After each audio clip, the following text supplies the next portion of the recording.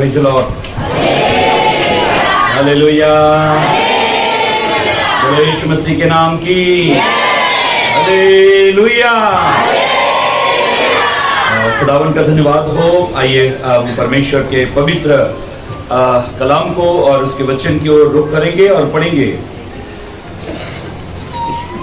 Book of Hebrew chapter 12, इब्रानी की किताब 12 अध्याय 15, 16 और 17 पद को पढ़ेंगे। ध्यान से देखते रहो, ऐसे लिखा है, ध्यान से देखते रहो, ऐसा ना हो कि कोई परमेश्वर के अनुग्रह से वंचित रह जाए, कोई परमेश्वर के अनुग्रह से वंचित रह जाए, या कोई कड़वी जड़ फूट कर कष्ट दे, कोई कड़वी जड़ फूट कर कष्ट दे, और उसके द्वारा बहुत से लोग अशुद्ध हो जाए, और उसके द्वारा बहुत सारे लोग अशुद्ध हो जाएं। ऐसा ना हो कि कोई जन व्यभिचारी या एसाव के समान अधर्मी हो, या एसाव के समान अधर्मी हो जाए, जिसने एक टाइम के भोजन के बदले अपने पहलौठे होने का पद बेच दिया। तुम जानते हो कि बाद में जब उसने आशीष पानी चाहिए, बाद में जब उसने आशीष पानी चाहिए, तो अयोग्य गिना गया, तो वो क्या गिना गया? अयोग्य गिना गया। मेरी बहनों, मेरे भाइयों, परमेश्वर के लोगों, एक व्यक्ति का नाम यहां पर आया। उसका नाम है एसाव। क्या नाम है? ये किसका बड़ा भाई है? याकूब का बड़ा भाई। ये किसका बेटा है? ये इसहाक का बेटा है। इसहाक किसका बेटा है? अब्राहम का बेटा। ये एक बहुत आत्मिक घराने में से एक नाम लिया गया। एक बहुत जबरदस्त आत्मिक घराने में से एक नाम आया। अब्राहम के वंश में से एक व्यक्ति को अधर्मी या व्यभिचारी कहा गया। उसने एक गलती कर दी और उसका पछतावा, पश्चाताप करने का मौका उसको खुदा ने नहीं दिया। उस व्यक्ति का नाम क्या है? एसाव। एसाव एक बहुत बड़ी फैमिली से, एक बड़े योद्धा, विश्वास के पिता, जो इसका दादा परदादा है। एसाव ऐसे एक वंश से है जिसमें अब्राहम है, जिसमें इसहाक है। ऐसे एक वंश में पैदा हुआ। कभी कभी हम बहुत अच्छे पवित्र परिवार में पैदा होते हैं। हमारा रिश्ता या तो पास्टर से होगा, पास्टर के परिवार में से हम हो सकते हैं, एक अभिषिक्त बुलाहट वाले व्यक्ति के साथ में हमारा रिश्ता हो सकता है। फिर भी हमारा व्यक्तिगत जीवन बहुत महत्व रखता है। हमारी पर्सनल लाइफ परमेश्वर के लिए बहुत महत्वपूर्ण है। परमेश्वर ये किस वंशज से है, इसका बाप दादा कौन है, परमेश्वर ये नहीं देखता, लेकिन इसका पर्टिकुलर जीवन कितना पवित्र है, ये परमेश्वर के वचन की आज्ञा पालनता किस प्रकार से करता है, परमेश्वर उस बात को जरूर देखता है। अब इस गलत फहमी में कभी नहीं रहना कि मैं उस खानदान से ताल्लुक रखता हूं या हमारा ऐसा चर्च है या ऐसी कलीसिया। ये बात में कभी भी आप इस पृथ्वी पर, इस संसार में कभी भी आप इस गलत फहमी में मत रहना। एक व्यक्ति जिसका नाम एसाव है, उसने एक गलती कर दी। क्या गलती की उसने? एक बार इसका छोटा भाई याकूब घर में खाना बना रहा था और ये जंगल से एसाव शिकार करके आ रहा है। आते देख अपने छोटे भाई को उसने देखा कि छोटा भाई कुछ लाल दाल बना रहा है, रोटी बना रहा है।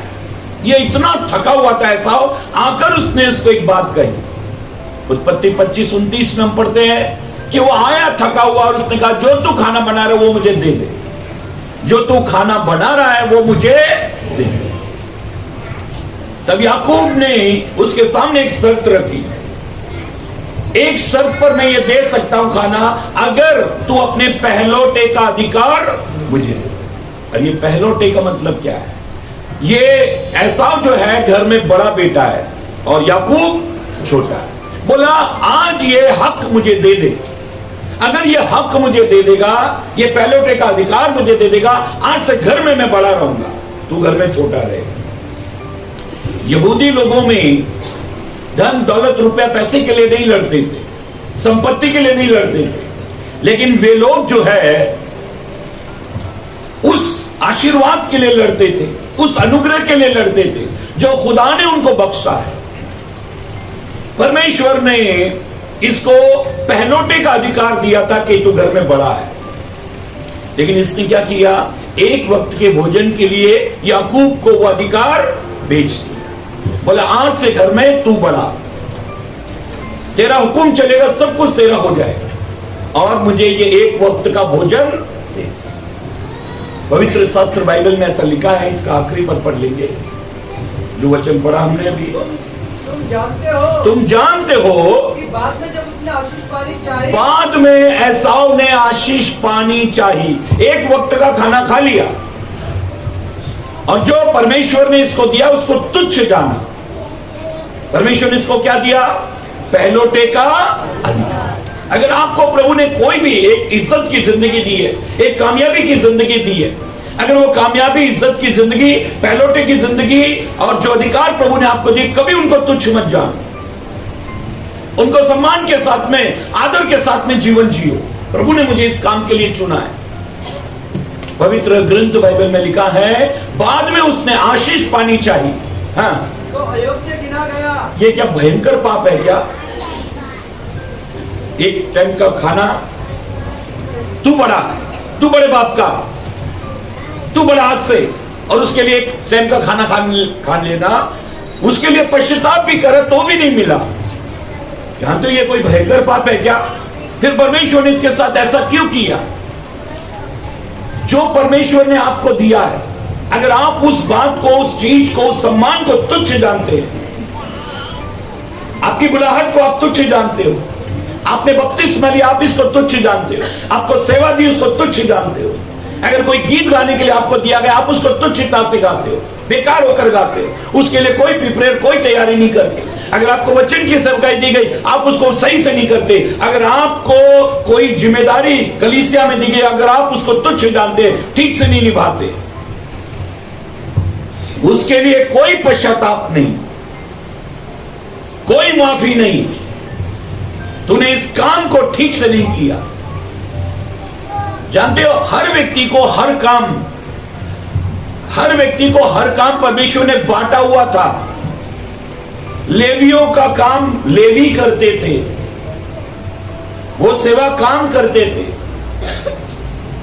कोरवंशियों का काम आराधना करना था, वो आराधना ही कर सकते और कोई काम नहीं कर सकते। एक याजक केवल याजक का काम कर सकता है, लेकिन एक बादशाह याजक का काम करने निकला तो क्या हो गया, उसको कोड़ हो गए। इसका मतलब यह है, जो भी काम प्रभु ने आपको सौंपे हैं, दिए हैं, जो काम प्रभु ने आपको दिए हैं, सौंपे हैं, उनको जिम्मेदारी के साथ में, सम्मान के साथ में, परमेश्वर के अनुग्रह मुझ पर हुआ है, ये काम मुझे प्रभु ने सौंपा है, ऐसा जिम्मेदारी के साथ निभाना चाहिए। बाइबल ये कहती है, एक वक्त के भोजन के लिए याकूब का जीवन खराब हो गया। एक बात अच्छी तरह से समझ लो, जब परमेश्वर आपको टेस्ट करता है, जब परमेश्वर आपको परखता है, तो वो आपके सामने शराब लाकर नहीं रखेगा, कोई सुंदर लड़की लाके नहीं रखेगा, बहुत करोड़ अरबों रुपए लाके नहीं रखेगा, उसे मालूम ये इनकार कर देगा। परमेश्वर कैसे जांचता है मालूम है? हर प्रतिदिन के जीवन से, प्रतिदिन के रूटीन जीवन से परमेश्वर जांचेगा, और आपको पता भी नहीं लगेगा कि परमेश्वर आपको जांच रहा है। इन दिनों में यूट्यूब वगैरह पर, फेसबुक पर कितनी ऐसी छोटी छोटी वीडियो बनाकर लोगों ने डाली हुई है। इंटरव्यू के लिए आए हुए हैं, 4-5 लोग बैठे हुए हैं, हॉल में बैठे हुए हैं, एक कोई गरीब आदमी है, वो बोल रहा है ऐसा ऐसा, हट तू गरीब, तुझे इंग्लिश नहीं आती, हट जा, बोला।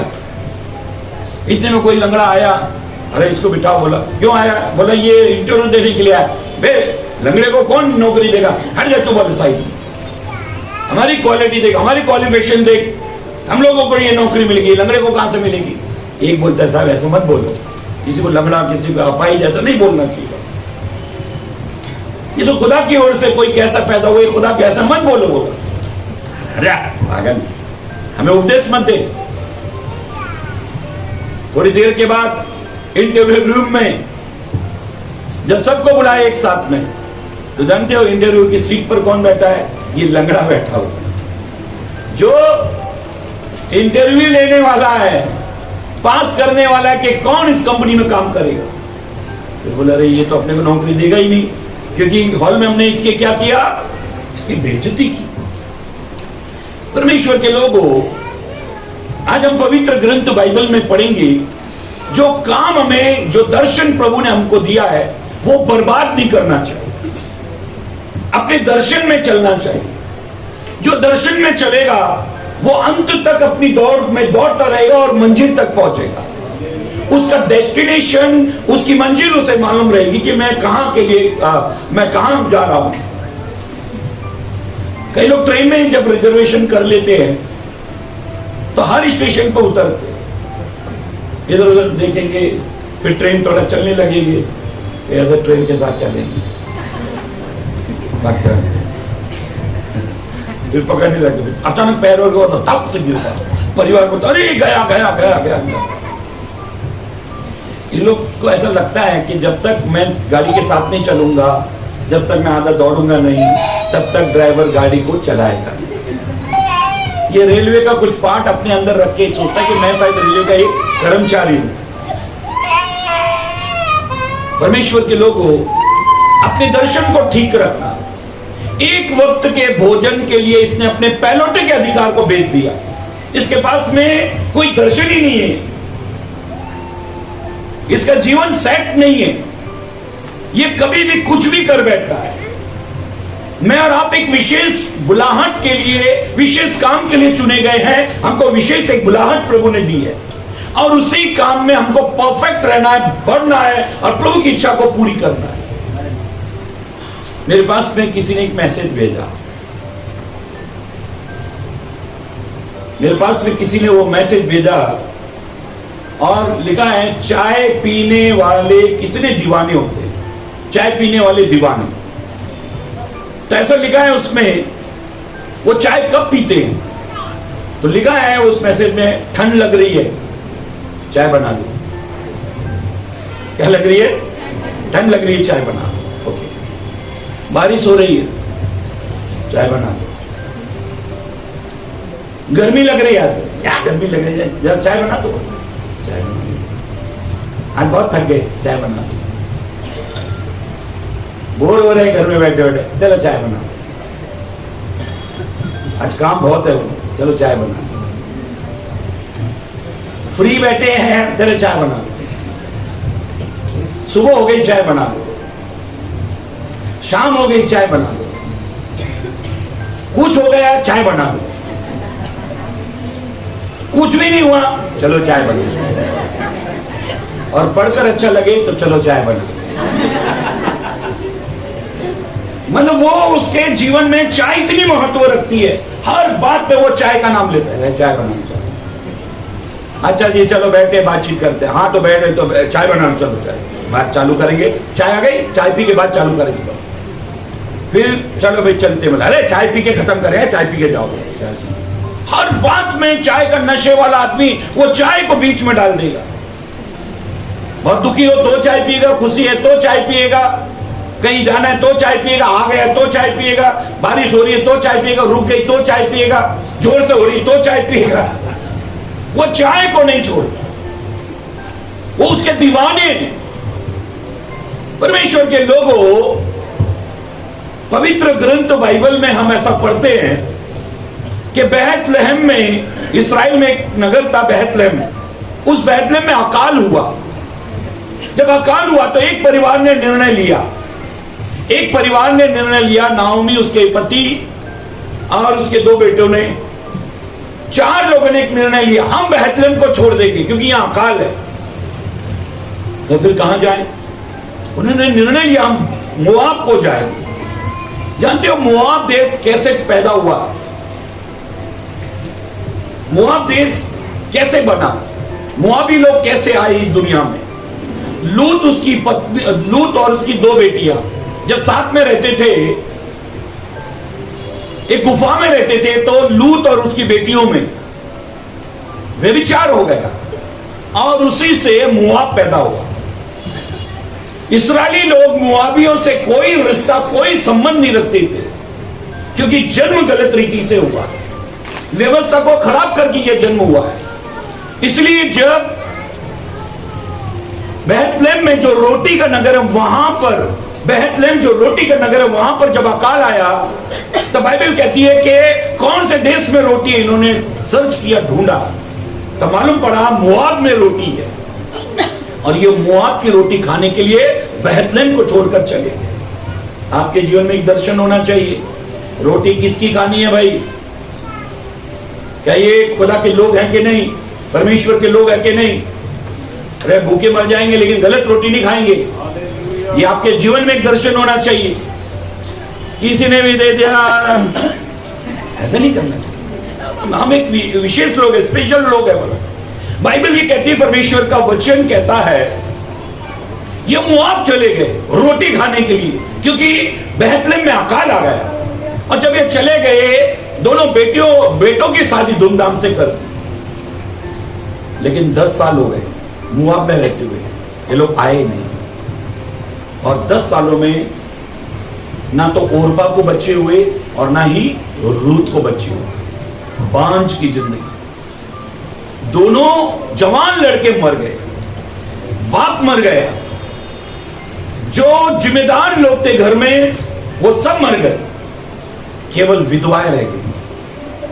नाओमी विधवा हो गई, ओरपा विधवा हो गई, रूत विधवा हो गई। जब भी हम हमारे दर्शन को बिगाड़ते हैं और अपने दर्शन में चलते हैं तो सब बर्बाद हो जाता है। परमेश्वर के दर्शन में चलने वालों, कभी भी संसार से कोई कॉम्प्रोमाइज मत करो। अगर आपने संसार से किसी भी भांति का, किसी भी प्रकार का कोई कॉम्प्रोमाइज किया तो उसका परिणाम आपको आगे चलकर बहुत भयंकर भुगतान करना पड़ेगा। और बाइबल ये कहती है, नाओमी ने एक निर्णय लिया, क्योंकि उसने सुना कि खुदा ने बेथलेहम की सुधि ली है, बेथलेहम आशीष का नगर हो गया है। और जब ये वापस लौटी तो लौटने से पहले इसने दोनों बहुओं को कहा, मेरे पास में अभी कोई संतान नहीं जिससे मैं तुम्हारा ब्याह कराऊं, इसलिए तुम अपने अपने घर जा सकते हो। ओरपा ने अपनी सास को चूमा और वापस चली गई। रूत कहने लगी, तू जहां जाएगी मैं वहां जाऊंगी, तेरे लोग मेरे लोग, तेरा ठिकाना मेरा ठिकाना, तू जहां टिकेगी वहां टिक जाऊंगी, तू जहां चलेगी वहां चल, तू जहां मरेगी मैं वहां मर जाऊंगी, तेरा खुदा मेरा खुदा हो जाए, मैं तेरे साथ बेथलेहम में जाऊंगी। एक मुआब की लड़की मुआब से बेथलेहम को आ रही है, और एक बेथलेहम की मुआब चली गई। परमेश्वर के लोगों, अभी बेटी ने कितनी अच्छी गवाही दी। ये सिस्टर की जब भी मैं गवाही सुनता हूं, नीलम की जब भी मैं गवाही सुनता हूं, मैं बहुत ध्यान से सुनता हूं और आश्चर्यचकित होता हूं। अन्य जातियों में से आई हुई विश्वासियों के सामने गवाही देती है, क्योंकि वो अपने जीवन में परमेश्वर को काम करने के लिए मौका देती है। परमेश्वर, मैंने तेरे लिए ये त्याग दिया है, मैंने तेरे लिए इस चीज को छोड़ा है, इसलिए अब तू मुझे अनाथ या बेसहारा करके मत छोड़ देना। जब आप परमेश्वर के लिए कुछ छोड़ते हो तो परमेश्वर देने की ताकत रखता है, उससे कई हजार गुना देता है। पवित्र ग्रंथ बाइबल में, परमेश्वर के वचन में हम पढ़ते हैं, एक वक्त के भोजन के लिए जब पहलौठे का अधिकार छोड़ दिया तब परमेश्वर ने उसको भी छोड़ दिया। तूने मेरी दी हुई चीज की इज्जत नहीं की। खुदा ने जो भी आपको दिया है, चाहे पत्नी दी, चाहे बच्चे दिए, चाहे पति दिया, चाहे परिवार दिया, चाहे नौकरी दी, कुछ भी परमेश्वर ने आपको दिया, उसका सम्मान करना सीखो। ये परमेश्वर ने हमको दिया है। अपने बच्चों का सम्मान करो, ये प्रभु ने हमको दिए है। अपने पति का सम्मान करो, ये प्रभु ने मुझे दिया है। अपनी पत्नी का सम्मान करो, ये प्रभु ने मुझे दी है। जो भी प्रभु ने आपको दिया उसका सम्मान करके इज्जत के साथ में जीवन निर्वाह करो। पवित्र ग्रंथ बाइबल में हम ऐसा पढ़ते हैं, पढ़ेंगे दूसरा शमूएल 23 अध्याय, दूसरा शमूएल 23 अध्याय, 2 Samuel chapter 23 verse 13 to 17। दूसरा शमूएल 23 अध्याय 13 से 17 तक पढ़ेंगे। फिर 300 मुख्य सरदारों में से हाँ जी, 3 जन कटनी के दिनों में दाऊद के पास अब्दुल्लाह नामक गुफा में आए, हाँ, और फलिस्तीन का दल रफाइम नामक तराई में छावनी सबसे बड़ा शत्रु इसराइल का फलिस्तीनी लोग ने रपाई में और यरूशलेम के इलाके में छावनी डाल के रखी। उनकी बड़ी तादाद के साथ में, वो सैनिकों के साथ में उन्होंने रपाई नामक स्थान पर और यरूशलेम को घेर के रखा है। और दाऊद एक गुफा में छुपा हुआ है। हाँ, आगे पढ़े। उस समय दाऊद गढ़ में था। उस समय दाऊद गढ़ में था और उस समय फलिस्तियों की चौकी बैतलहम में थी। हाँ जी। तब दाऊद ने बड़ी अभिलाषा के साथ कहा। ऐसे लिखा है, दाऊद ने जब वो एक जगह पर है तब उसने एक इच्छा उसकी हुई, एक अभिलाषा दाऊद के जीवन में जागी। हाँ, क्या है वो इच्छा अभिलाषा? तब दाऊद ने बड़ी अभिलाषा के साथ कहा। दाऊद ने बड़ी अभिलाषा के साथ कहा, और मुझे बैतलहम के फाटक के पास के कुएं का पानी पिलाएगा। कौन मुझे बैतलहम के पास जो फाटक के पास कुआ है उसमें से उसने अपने सैनिकों को, अपने योद्धाओं को कहा, कौन तुम में से ऐसा है जो मुझे बैतलहम के कुएं में से पानी पिलाए? क्योंकि वहां फलिस्तीनियों ने उस कुएं को घेर कर रखा है। तुम में से कोई ऐसा है जो मुझे, मेरी इच्छा को पूरी करे, मुझे वहां का पानी पिला दे। हाँ, तब दाऊद के 3 वीर फलिस्तियों की छावनी पर टूट पड़े। फलिस्तीनियों की छावनी पर टूट पड़े। बादशाह ने ऑर्डर दिया है, दाऊद ने कहा मुझे पानी पीना है, वो भी उस कुएं का पीना है। और ये 3 जन फलिस्तीनियों की सेना पर टूट पड़े। हाँ, और बैतलहम के फाटक के कुएं से हाँ, पानी भर के दाऊद के पास ले आए। इतना भारी युद्ध इन्होंने किया और राजा ने बोला था पानी चाहिए तो वो पानी भरकर लेकर आ गए। हाँ, परंतु उसने पीने से इनकार किया। परंतु दाऊद ने वो पानी पीने से, समझ में आ रही बात? दाऊद ने वो पानी पीने से इनकार कर, मुझे वो पानी नहीं चाहिए। दाऊद ने वो पानी पीने से इनकार कर दिया। मेरी पवित्र बहनों, भाइयों, परमेश्वर के लोगों, हर वो चीज जो आपके जीवन में अभिलाषा या इच्छा के द्वारा आती है, उसको चेक करना चाहिए। मेरी जो अभिलाषा हुई, मेरी जो इच्छा हुई, क्या ये इच्छा परमेश्वर की है? क्या वो इसका भोग, इसका सुख मुझे लेना चाहिए? क्या इसका इस्तेमाल मुझे करना चाहिए? दाऊद ने देखा कि योद्धा पानी तो लेकर आए, लेकिन पूरी बॉडी पर, उनके पूरे हथियारों पर खून ही खून है। ये जान जोखिम में डालकर दाऊद के लिए वो पानी लेकर आए और दाऊद ने वो पानी पीने से इनकार कर दिया। दाऊद ने वो पानी पीने से, बहनों मैं आपसे बोलना चाहता हूं, आपका पति की इनकम कितनी है, उनकी कमाई कितनी है? और जितने भी ऑनलाइन सुन रहे हैं मेरी बहनों, मैं आपसे कहना चाहता हूं, आपके पति की इनकम, उसकी नौकरी, उसकी तनख्वाह कितनी है, उसके हिसाब से आप अपनी इच्छाओं को, अपने डिजायर को पूरा करो। अगर वो ओवर बजट है, जो चीज आप घर में इच्छा कर रहे हो कि ये चीज आनी चाहिए, लेकिन अगर वो ओवर बजट है, नहीं हो सकता, तो लोन लेना पड़ेगा, ये करना पड़ेगा, वो करना पड़ेगा, और आप प्रॉब्लम में आ जाओ। हर इच्छा को पूरी हो जाए वो उसकी जरूरत नहीं है। अपने दर्शन में चलना चाहिए। अगर दर्शन ठीक नहीं है, अगर आप जो काम करने की सोच रहे हैं, अगर वो ठीक नहीं, तो स्टॉप करना चाहिए। दाऊद को परमेश्वर ने जिस मकसद से, जिस काम के लिए चुना था, उसने देखा ये पानी पीना जरूरी नहीं है, क्योंकि इसके पीछे लहू बहा है। मुझे याद आता है वो चुटकुला, एक पत्नी अपने पति को बोलते मुझे 4-5 साड़ियां दिला दो। पति बोलने लगा, अरे भाग्यवान, अलमारी कबाट भर के तेरे पास साड़ियां हैं, फिर साड़ी की क्या जरूरत है? अलमारी कबाट भर के साड़ियां, साड़ी की क्या जरूरत है? इतनी तो है। बोले ये सब मोहल्ले के लोगों ने देख चुके हैं, जब भी मैं पहन के जाती हूँ सब देख चुके हैं, इन्होंने सबने तारीफ कर चुकी है, अब मुझे नई साड़ी चाहिए, नई तारीफ। लोग देखना चाह रहे, बहन नई साड़ी लाई, तो इसके लिए मुझे नई साड़ी चाहिए, क्योंकि मोहल्ले वाले ये सारी साड़ियों को देख चुके हैं। तब पति बोलता है, नई साड़ी की क्या जरूरत, हम लोग मोहल्ला ही नया ले लेते हैं, नए मोहल्ले में जाकर घर लेते हैं बस, ताकि उनके लिए तेरी साड़ी नई हो जाए। कुछ लोग अपने आप पर इतना ध्यान देते हैं कि वो दर्शन को भूल जाते हैं, शरीर के ध्यान इतना देते हैं। अगर आप पहला पत्र 3 अध्याय 3 पद पढ़ें तो वहां लिखा है, तुम्हारा श्रृंगार दिखावटी श्रृंगार नहीं होना चाहिए। जो चीज देखकर कोई आपकी तारीफ कर दे तो इसका मतलब यार इसका ध्यान मेरे ऊपर है। एक बार मैं आपको अच्छी तरह बताना चाहता हूं। एक भाई इंटरव्यू के लिए, आईपीएस ऑफिसर के इंटरव्यू के लिए जैसे ही वो रूम में आया, 4-5 लोग ऐसे बैठे हुए। अचानक एक व्यक्ति ने जो इंटरव्यू देने के लिए आया उसको बोला कि ये बटन है ना आपका, जो बैठे हो कोट पहन के, ये बटन खोल लो, फ्री होके बैठो, क्योंकि बार बार हमारा ध्यान जा रहा है। वो बटन तन रहे हैं। कोई मोटा ऐसा बैठता है तो वो बटन जब तनते हैं ऐसे तो बीच में से उसका पेट सा दिखता है ना, तो बार बार उस पर ध्यान जाता है। पेट उसका, कपड़ा उसका, हमको क्या लेना देना, लेकिन ध्यान जाता है उसका। तो उस व्यक्ति ने कहा कि ध्यान जा रहा है, इसलिए कोट के बटन को खोल दो, फ्री होके बैठो, क्योंकि हमारा ध्यान जा रहा है। एक आईपीएस ऑफिसर के लिए जब इंटरव्यू लिया गया तो उसको ये कहा कोट के बटन खोल दो, क्योंकि ध्यान जा रहा है। आपकी हेयर स्टाइल पर अगर किसी का ध्यान जा रहा है, आपके कपड़े पर अगर किसी का ध्यान जा रहा है, तो देखना चाहिए अरे किसी को आकर्षित करने वाला तो नहीं कर रहे अपन। लेकिन आज सब कुछ जो होता है वो आकर्षित करने के लिए होता है, आकर्षण बनाने के लिए होता है। सब देखते रह जाएं।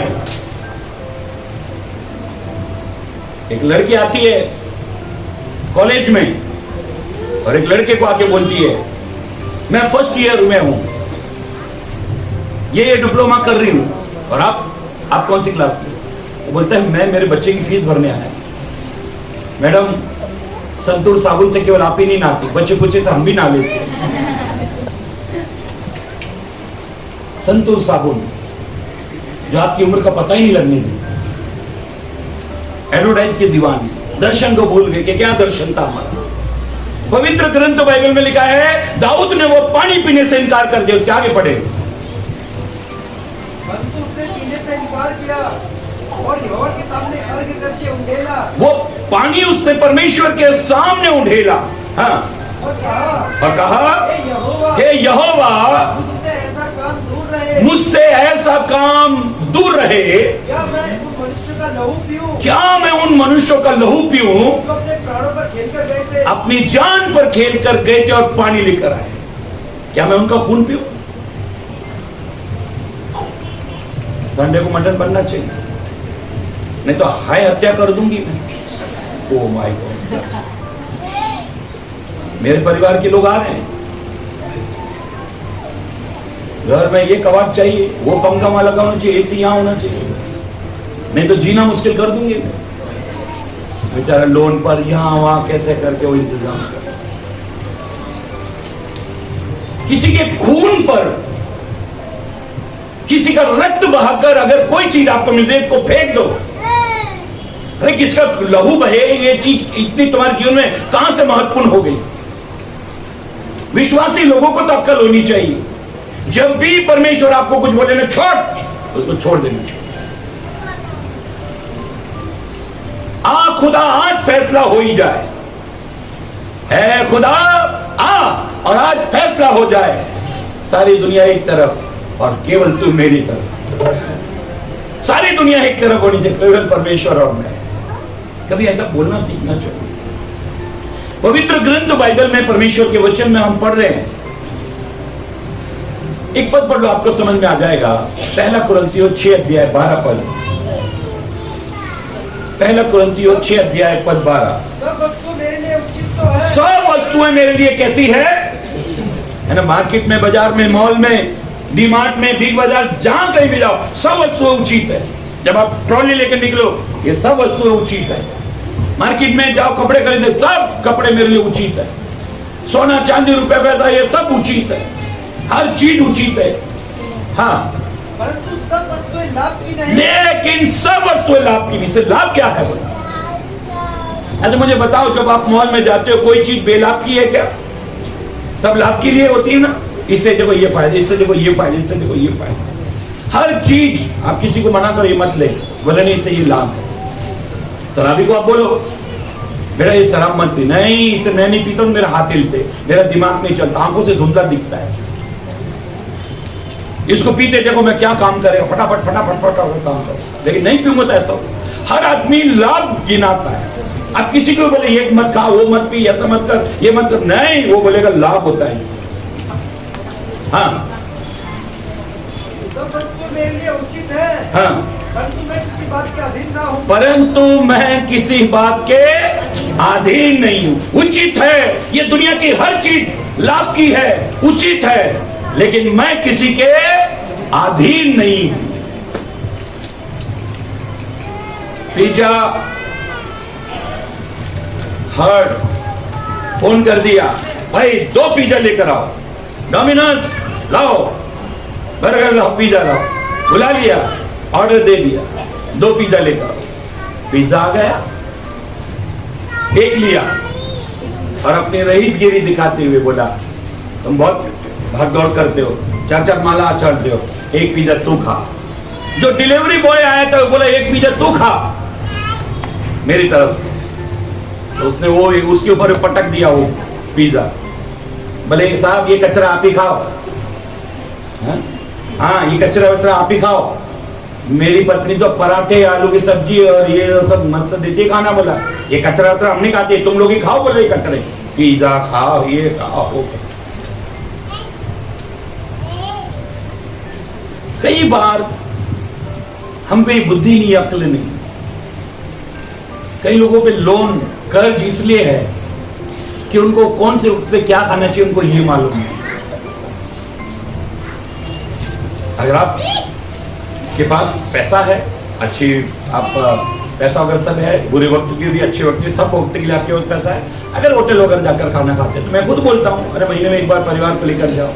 कई बहनें हम को बोलती है आप कितने साल से बोल रहे हो, हमारे पति पैसा भी नहीं हो रहा, बोलती आप कितने साल से बोल रहे एक बार परिवार को लेकर होटल में जाके खाना खा के आओ, उनके ऊपर कोई असर ही नहीं होता, जाते ही नहीं है। तो पास्टर आप ही लेके चलो, मैंने इतनी बड़े चर्च को होटल में लेके जाए तो दिवाली नहीं है तो भी आ जाएगी, बोले दिवाला निकल जाएगा। पवित्र ग्रंथ बाइबल में हम पढ़ रहे हैं, परमेश्वर का कलाम कहता है, पौलुस कहता है सब अच्छी है लेकिन मैं किसी के अधीन नहीं। देखो ये बात को वो 2 बार कहता है, ये बात को वो 2 बार कहता है। पढ़ो 1 कुरिन्थियों 10 अध्याय और 12 पद। इसलिए जो समझता है, हाँ नहीं, पहले कौन सा पढ़ा था? 6-12। अभी 1 कुरिन्थियों 10:23 पढ़ लो। 1 कुरिन्थियों 10:23। सब वस्तुएं मेरे लिए उचित तो है, सब वस्तुएं मेरे लिए उचित तो है, परंतु सब लाभ की नहीं। सब लाभ की नहीं। सब वस्तुएं मेरे लिए उचित तो है, सब वस्तुएं मेरे लिए उचित तो है, परंतु सब वस्तुओं से उन्नति नहीं। सब वस्तुओं से आत्मिक उन्नति, अगर आत्मिक उन्नति नहीं हो रही तो वो चीज कोई काम की नहीं। इससे आत्मा में कितनी उन्नति होगी? अगर आत्मा में उन्नति नहीं हो रही तो वो चीज बेकार है, उस चीज का कोई फायदा, उस चीज का कोई उपयोग नहीं। एक बार पति पत्नी में झगड़ा हो गया, सो गए, सो पति की आंख खुली, देखा पत्नी सोई हुई है, बच्चों को स्कूल जाने का टाइम होगा, मुझे ऑफिस जाने का टाइम होगा, नाश्ता वगैरह कुछ नहीं बना। ये उठा,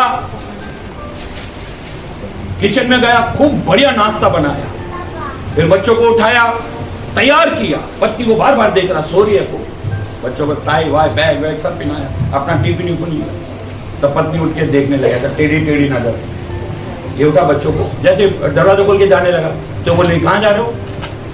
मैं ऑफिस जा रहा हूं और बच्चों को स्कूल छोड़ दूंगा। तुम क्या समझती हो? तुम क्या समझती हो? तुम्हारे बगैर कोई काम नहीं होगा? बोले चुप करके सो जाओ और बच्चों को भी सोने दो। बोले क्यों? आज संडे है। बोला हाँ सोना तुम भी आए बड़े काम करने, मंडे टू सैटरडे तो खूब सोते हो, बोले संडे आज पता नहीं क्या होगा तुमको। और मैं मेरी जिम्मेदारी समझती हूँ, मुझे क्या कब कब सोना और कब उठना है। बोला बेमौके पर कभी भी जिम्मेदार व्यक्ति बन जाते हो, लापरवाह इंसान सो जाओ। बच्चे मम्मी टाई वाई उतार के बेटा सो जाओ, तो बच्चों ने वापस सो जाओ, पापा तो ले ही जाते थे। बच्चों को मालूम नहीं रहता कौन सा दिन क्या है। बोला कई लोगों का अपना विजन दर्शन मालूम ही नहीं है, कब क्या करना है वो कुछ भी मालूम नहीं है। मेरी बहनों, मेरे भाइयों, पवित्र परमेश्वर के लोगों, पवित्र ग्रंथ बाइबल में ऐसा लिखा है, एक पद को पढ़ लें।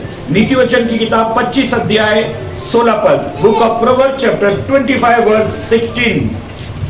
नीति वचन 25:16। क्या तूने मधु पाया? क्या तूने मधु को पाया? क्या तूने मधु को लिया, शहद को लिया, हनी को लिया? तो जितना तेरे लिए ठीक हो उतना ही खाना। जितना तेरे लिए ठीक हो उतना खाना। खाना खाते समय, कोई भी चीज का भोग करते समय उचित कितना है, कितना मेरे लिए योग्य है, वो ध्यान देना। पहले ही प्लेट को इतना भर लेते हैं, फिर ये वाली डिश कहां रखोगे? ये 2 पूरी ले लो, तो पहले क्यों नहीं लिया? नहीं, आगे इतना अच्छा रहेगा मेरे को मालूम नहीं, 2 पूरी लेना। नहीं, मेरे को नहीं चाहिए, ये पूरी कहां?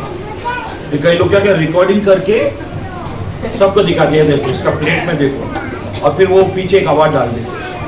अजीब जानवर है, कितना भी खा ले पेट नहीं भरता। वो कई लोगों ने मुझे दिखाया, देखो इनकी प्लेट, अपने विश्वास की प्लेट देखो, और बाप रे, तंदूरी रोटी इतनी भर ली है, मटन के पीस रखे। शहद तूने पा लिया, अब जितना तेरे लिए उचित है उतना ही खाना।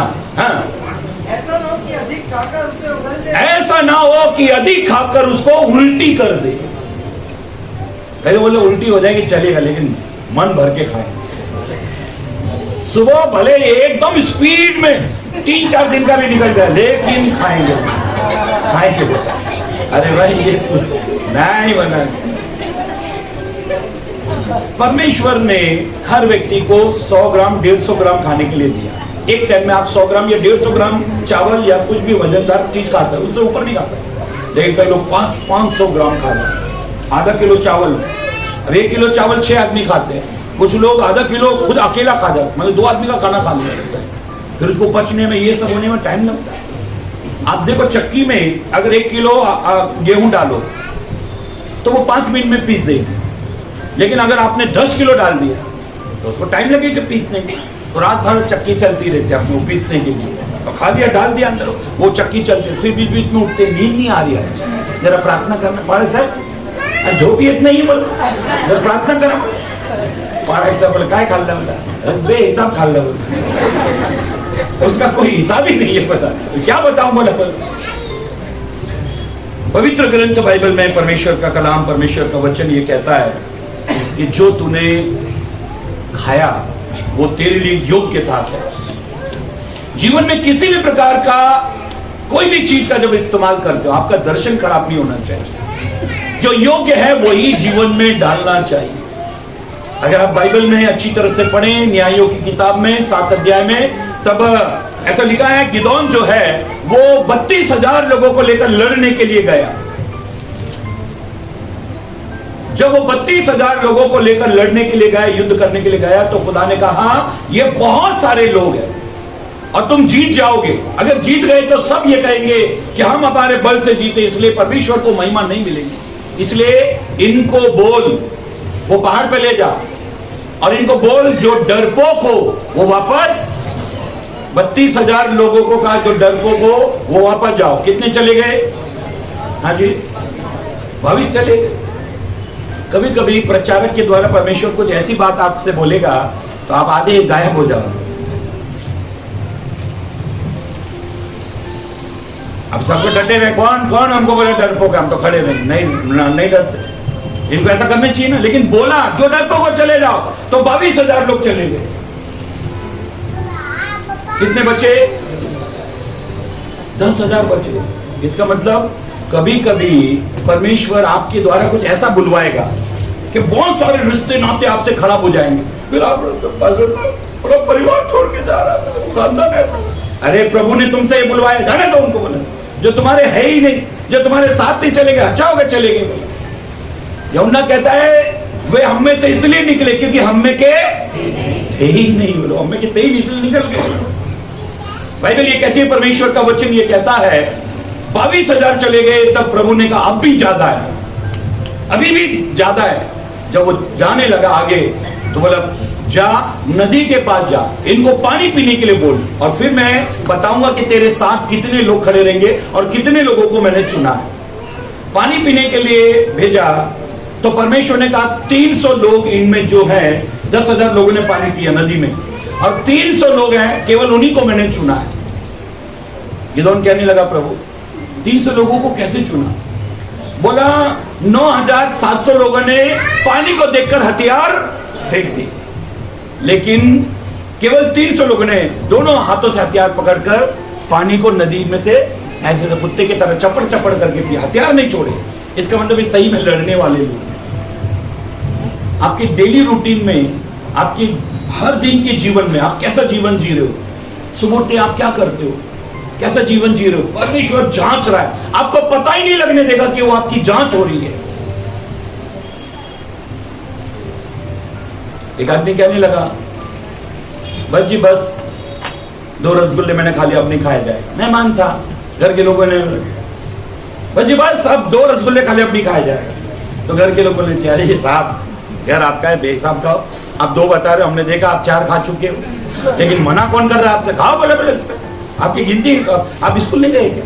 हमने देखा कुछ 4 खा चुके हो आप, लेकिन आप 2 बता रहे हो, लेकिन और 2-4 और खाओ बोले। इसका मतलब ये जांच रहे, इसका मतलब ये देख रहे।